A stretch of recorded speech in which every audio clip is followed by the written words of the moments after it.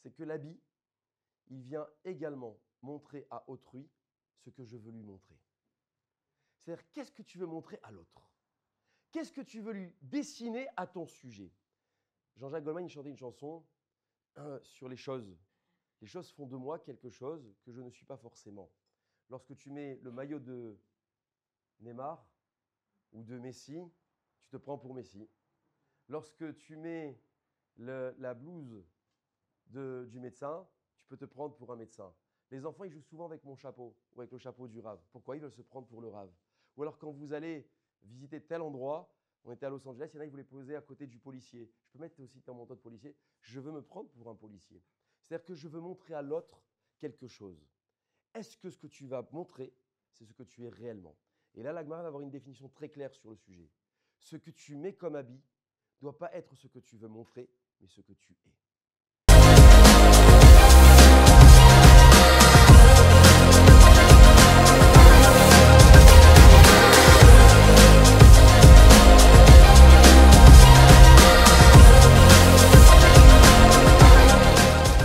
Je voulais parler ce soir de l'habit.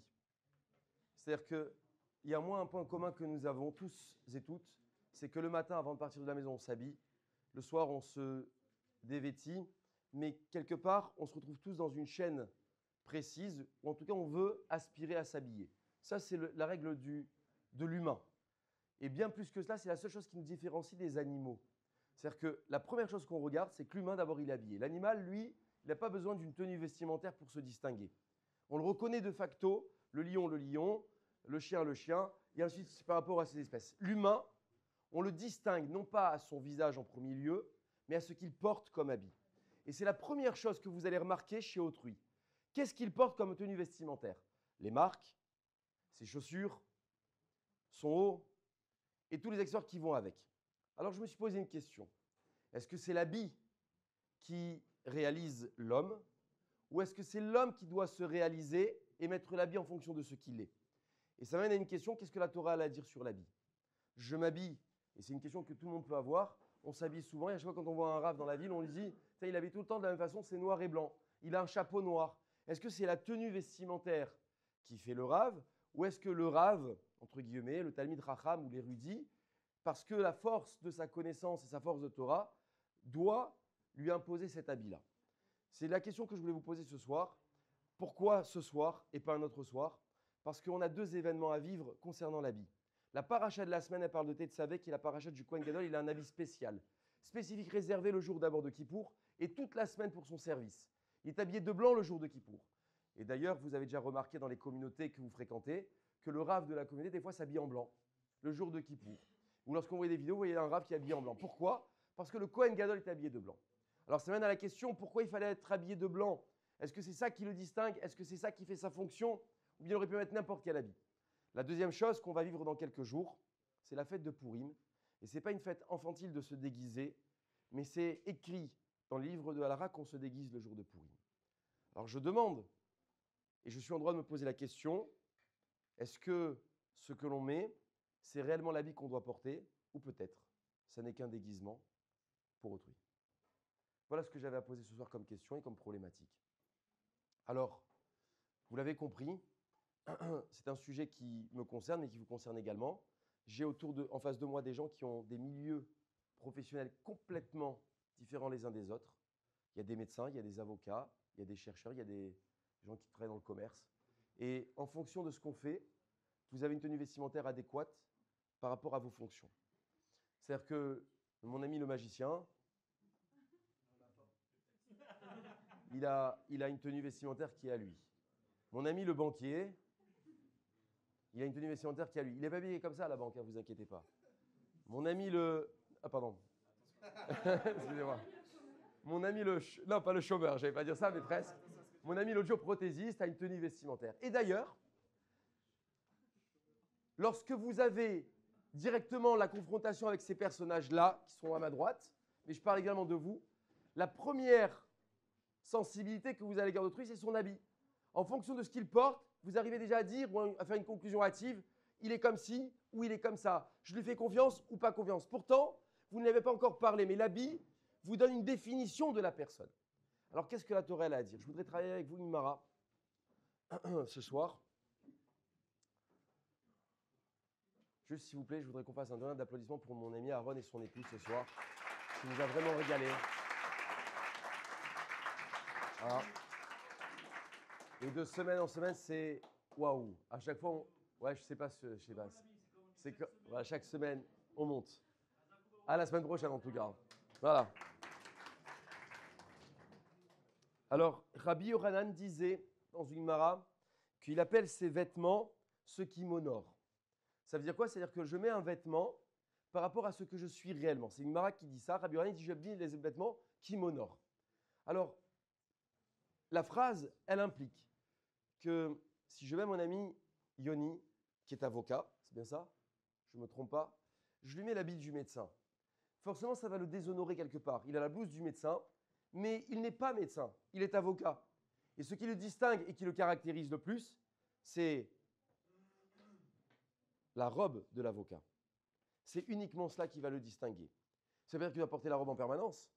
Il sera distingué par un autre habit lorsqu'il sera un homme, simplement dans la ville et dans la société.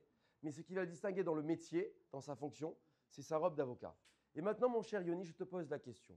Si maintenant, moi qui suis rave, je mets cette robe-là, et je ne suis pas du tout avocat, qu'est-ce que je suis en train de faire en portant cette robe? Je te pose la question à toi. Lequel? Mais lequel?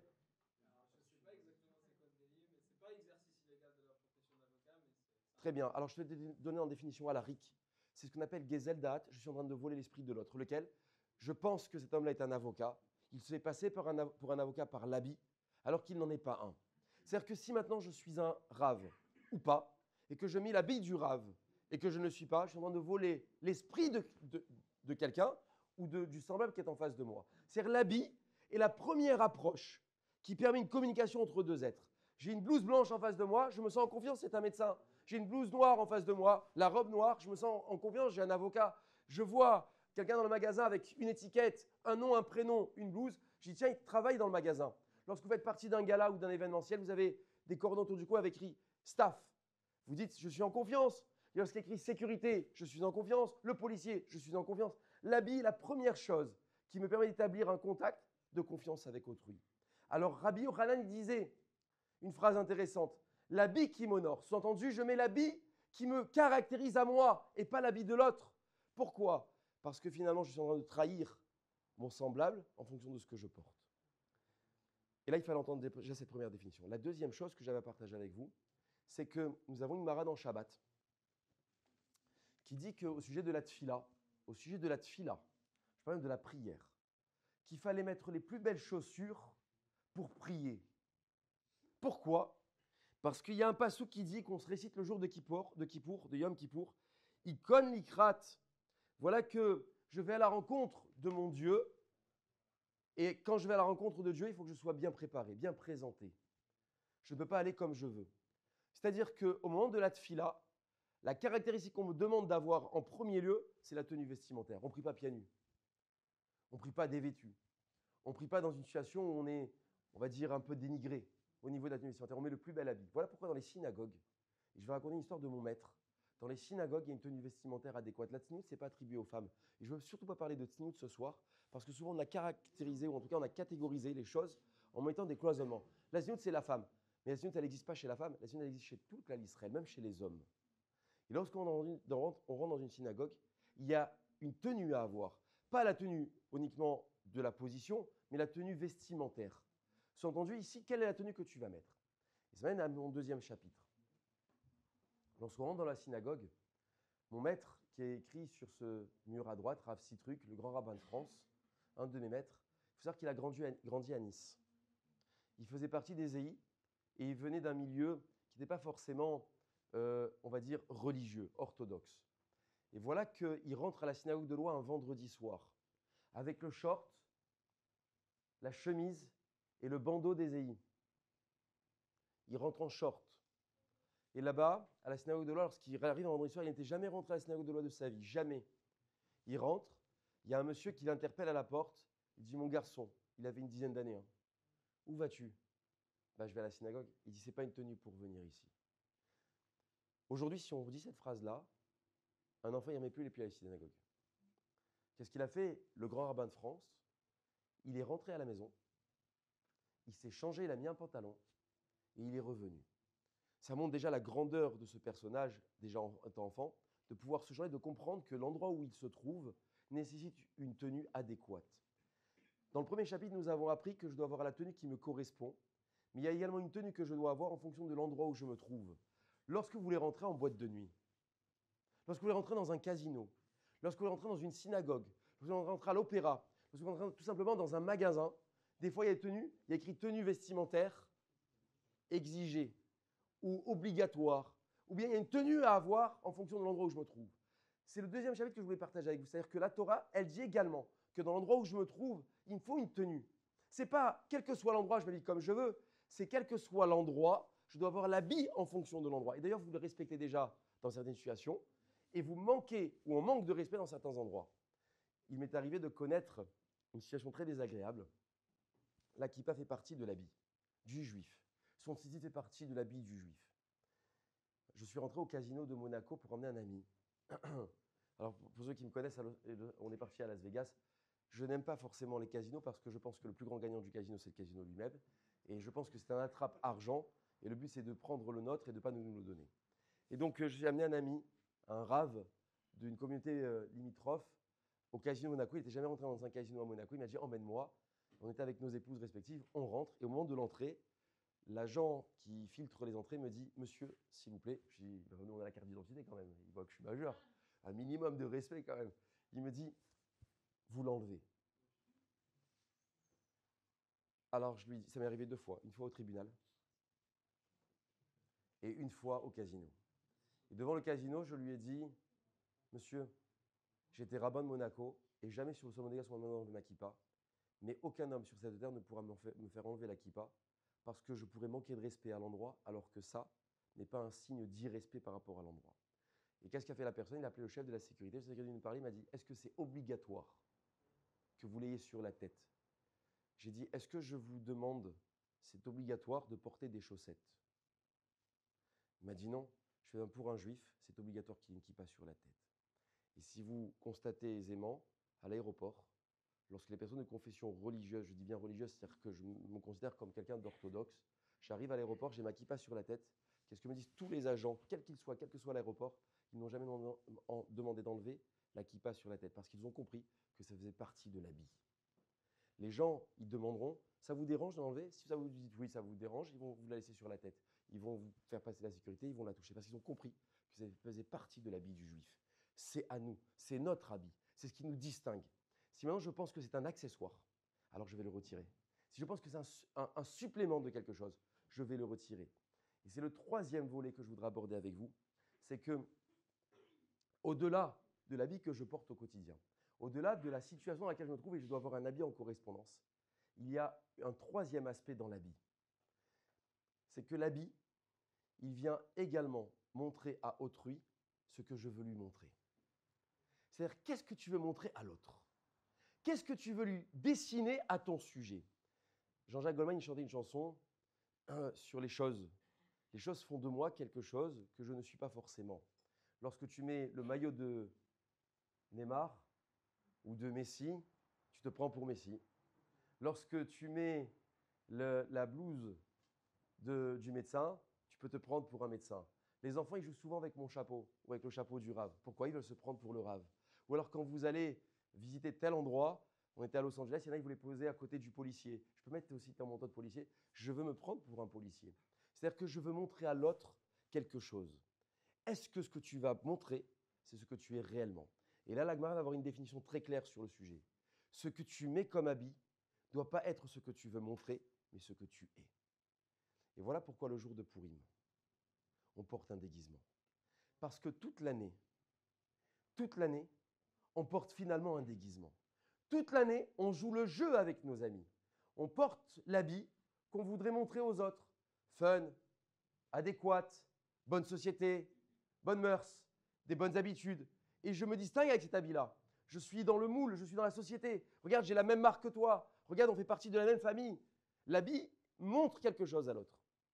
Mais la Torah, elle a un regard différent. Elle dit, avant de porter un habit, tu dois le porter en correspondance avec ce que tu es toi. Toi, qu'est-ce que tu es? Et c'est la plus grande définition qu'on peut apporter dans la vie de tous les jours. Se sentir bien dans son habit et pas trop grand. Lorsqu'on se prend pour quelqu'un et que la personne en face de nous nous a surestimé en fonction de ce qu'on a porté, on se sent finalement écrasé. On a honte de dire à l'autre, mais regarde, finalement tu t'es trompé, je ne suis pas capable de faire ça. Mais pourtant, tu m'as montré, oui mais j'ai menti. C'est très dur de l'accepter parce qu'on a voulu montrer ça à l'autre. Alors la Torah, elle demande que lorsque maintenant je porte un habit, est-ce qu'il est en correspondance avec moi-même? Les nations du monde ont inventé la taille. Lorsque vous rentrez, vous vous dites, quelle est ma taille? L, M, XL, XXS. Ça, on l'a bien compris qu'il fallait une taille pour porter l'habit. Eh bien, avant de porter l'habit, le juif doit se poser la question, est-ce que ce que je mets, c'est ce que je vaux? Est-ce que ce que je vais mettre, c'est pas trop grand pour moi? Est-ce que ce que j'ai mis aujourd'hui va faire penser à l'autre ce que je suis, mais en fait, je ne le suis pas réellement? C'est une trahison. Et c'est le troisième chapitre que je voulais analyser avec vous et aller au bout de ce chapitre-là. C'est ce qu'on appelle voler l'esprit de l'autre et finalement ne pas comprendre qui je suis réellement. Et souvent, on se fourvoie avec un habit qu'on a mis pendant des années sans savoir ce qu'on valait réellement. On a pensé qu'on était ça pendant des années et on n'a pas été ça. Vous savez, souvent, je mets mon costume le matin et je me pose la question, ça va faire rire un peu mon frère, mais je me pose la question, est-ce que c'est ça que je veux être? Et on était à Los Angeles, j'ai mis des pulls, j'ai mis des polos, et ils ont dit la fameuse phrase que j'entends tout le temps. Et voilà pourquoi je cours à 5 heures du matin. Parce que c'est vraiment une phrase qui me gêne. Et ça fait bizarre de vous voir en pull. Ah, vous êtes bien en pull. Pourquoi ça fait bizarre de vous voir en pull? Parce qu'un rave, on pense qu'il ne peut pas être en pull. On pense qu'il ne peut pas être un polo. Parce qu'on a catégorisé les choses. Mais au fond de moi, je suis un être humain. Je ne veux pas paraître. J'essaie de mettre l'habit qui me correspond. Et voilà pourquoi chaque matin, je me dis, est-ce que je mets une cravate parce que je suis la cravate, entre guillemets, je dois me porter une cravate, ou est-ce que je mets la cravate pour que vous ayez un sentiment à mon égard que je suis un homme respectable avec la cravate? Qu'est-ce que je veux montrer à travers l'autre? Alors je l'ai dit pour moi, mais je le dis également pour vous. Lorsque je vous vois tous et toutes assis ici, là en face de moi, je me dis, tiens, il a mis un pull, tiens, il a mis un truc à capuche, tiens, elle a mis ceci, tiens, il a mis cela. Et en fonction, je vois. Alors il y en a un dans la salle, je ne vais pas le mettre à l'aise, il m'a dit, Rav, je suis rentré chez moi, je me suis changé. Il me répète ça chaque semaine. Il me dit, Rav, je suis rentré à la maison, je me suis changé. Et quand il vient des fois ici, il me dit, je suis désolé, hein, il est habillé en costard-cravate dans la salle. Je ne veux pas me mettre à l'aise, mais il vient en costard-cravate. Il me dit, je suis désolé, je n'ai pas eu le temps de me changer. Mais pourquoi tu es désolé? Parce qu'en fait, on va penser que s'il est en costard-cravate, c'est pour se jouer quelque chose. Et il veut passer et être confondu comme vous tous et toutes. Ça le met mal à l'aise parce que l'endroit ne s'y prête pas. C'est cela que le troisième volet nous dit. Voler l'esprit de l'autre. Si tu penses que tu vaux d'être en costume, alors mets-toi en costume. À la FNAC où je travaillais à l'époque, on mettait un gilet pour reconnaître. Ça se fait encore, je ne sais pas, ça fait tellement d'années que je ne rentre pas à la FNAC. On met un gilet pour reconnaître les vendeurs. Et mon directeur avait dit une phrase très intéressante. Il dit, lorsque tu mets le gilet, tu dois être FNAC. Pas de problème. Et lorsqu'on j'enlève le gilet, je suis qui? Je suis moi-même. Mais moi, j'ai envie de rajouter une définition là-dessus. Lorsque tu mets le gilet avant d'être FNAC ou avant d'être ce que tu dois être, est-ce que tu es à la carrure de porter cet habit-là et de ne pas voler l'esprit de l'autre? Absolument pas de penser en permanence, de dire, mais attends une seconde, si je le porte, c'est que je suis. Non, avant de le porter, est-ce que tu es réellement? De poser la question, de répondre à cette question-là. Et ça mène à mon dernier chapitre avec vous ce soir. C'est que dans quelques jours, il y a la fête de Pourim. Et on va tous se déguiser. En fait, la fête de Pourim, si vous l'analysez un tout petit peu, vous la grattez, vous voyez qu'on boit de l'alcool dans le but de confondre, mais pas de se saouler, ce n'est pas le but de se saouler, de confondre entre Aman et Mordechai, ou Arachvérosh et Mordechai, mais en tout cas, il faut confondre. Confondre, ça veut dire que lorsque je vois quelqu'un, j'arrive plus à savoir s'il est ça ou il n'est pas ça. En fait, lorsque je porte le déguisement, je dois faire prendre conscience à l'autre d'essayer de me distinguer tel que je suis réellement. Voilà, j'ai mis un déguisement, mais je ne suis pas un déguisement qui je suis à l'intérieur. Si je porte un déguisement de Dracula, vous allez penser que je suis Dracula. Si je porte un déguisement de Al Capone, vous allez que je suis Al Capone? Pas du tout. J'ai mis un déguisement. Mais en fait, c'est révélateur. Ce que tu as mis, est-ce que c'est ça que tu es réellement? Alors, je voudrais arriver à la conclusion de mon cours ce soir. C'est que pour savoir qui on est réellement, ce n'est pas en fonction de l'habit, et surtout pas, ce n'est pas ça qui va faire de vous ce que vous êtes. Au-delà de la confiance que vous avez avec l'habit que vous portez, au-delà des ailes que ça va vous donner quand vous allez porter l'habit. Tout ça, c'est joli, mais il manque un point à définir ce soir. C'est est-ce que vous avez réussi à définir pourquoi vous vous habillez. Pour qui vous vous habillez. Si c'est pour les autres, alors vous êtes toujours dans l'apparence. Si c'est pour vous-même, alors vous devez définir qu'est-ce que vous voulez transmettre à l'autre. Quel est le message et quel est le sens. Mais surtout pas trop grand, pas trop petit. Et c'est ce qu'on va appeler chez nous, eh bien, Toro Keboro. Il faut arriver à être à l'extérieur comme on est à l'intérieur. C'est la plus grande caractéristique qu'on peut atteindre. Lorsqu'on voit une personne, quelle que soit la tenue vestimentaire, mais qui au fond de lui, il est réellement ce qu'il représente à l'extérieur, alors c'est la personne la plus parfaite. Le 100%, le combo gagnant. Lorsque je vois mon ami en face, des fois il est arrivé tout à l'heure avec un cache-cou. Il y en a, il lui a dit, mais qu'est-ce que tu mets un cache-cou? C'est sa marque de fabrique. Il vient tout le temps avec un cache-cou. Il y en a un autre, il vient avec tel habit. Mais il le porte à merveille. Mais si je lui pose la question, pourquoi tu le mets? C'est pour le fun, c'est pour donner une apparence, pour donner un genre, pour toi-même, pour te donner confiance. Pourquoi? Alors il va répondre ce qu'il a à répondre. Et lorsque je vais demander derrière à Yoni, tu viens habillé comme ça, pourquoi tu viens habillé comme ci ou comme ça? La conclusion, elle dit quoi? Elle dit lorsque tu as trouvé ta voie, lorsque tu as trouvé ce que tu étais réellement, alors je vais mettre l'habit en correspondance. L'habit qu'il te va. Et tu verras que quel que soit l'habit que tu mettras, tu t'assumeras tel que tu es. Tu te sentiras tellement à l'aise de ne pas mentir à l'autre, tellement bien dans ce que tu portes, que tu diras, mais waouh, je n'ai pas besoin de me sentir plus grand ou plus petit, je suis à ma juste mesure. Lorsque mon frère met sa blouse blanche, il est un médecin. Et lorsque vient, je ne sais pas moi, un plombier, mon frère, il ne se prend pas pour un plombier. Il n'est pas en train de lui dire, ah, je connais la plomberie. Tenez, il faut réparer ça. Moi, je suis médecin. C'est ma caractéristique. Et lorsque mon ami met la robe d'avocat, c'est un avocat. Lorsque le commercial, il est dans son magasin, c'est un commercial. Porter son habit à la juste mesure. Alors, je vais conclure par une phrase que j'ai lue dans Torah Box, parce que j'ai trouvé ça très pertinent de sa part. J'ai trouvé ça très bien dit. Et pour ma part, pour la première fois, je vais lire en français quelque chose. L'habit communique au-delà des mots, avec l'environnement extérieur, mais également avec soi-même. Ça veut dire que ça me parle à moi, un habit. Ça me parle. Ainsi, la pudeur vestimentaire n'est pas seulement une question d'inhibition des pulsions, elle est également une façon d'entretenir une image cohérente de soi-même face à soi-même. Ça veut dire maintenant, lorsque je me regarde dans le miroir, est-ce que ce que je vois, c'est vraiment moi, ou est-ce que ce que je vois, c'est vraiment ce que les autres doivent voir de moi? C'est la première et dernière question qu'un homme doit porter. Je voudrais terminer par dire qu'à la fin, lorsqu'on va quitter ce monde, à 120 ans, vous savez qu'on va tous quitter ce monde, mais de la même façon. Vous savez, c'est quoi de la même façon? J'adore les marques, comme vous. J'aime me vêtir de la meilleure des façons. Et pourtant, lorsque je vais quitter ce monde, je ne partirai pas en costume, je ne partirai pas en bosse, je partirai dans un linceul blanc, tout blanc. Yoni portera le même linceul que moi, à 120 ans, je sais. Et tout le monde partira à 120 ans avec le même habit. Pourquoi? Parce que lorsqu'on va revenir à la vie, on verra l'éclat pur que nous sommes, mais pas l'habit qui nous a montré autre chose. Alors ce que je vous souhaite, c'est que l'habit que vous portez ce soir, mais les habits que vous allez porter dans le futur, soit le réel habit que vous devez porter, et surtout ce qu'il incarne le plus profond de vous, et qui va émaner sur autrui la pure vérité. Razakou.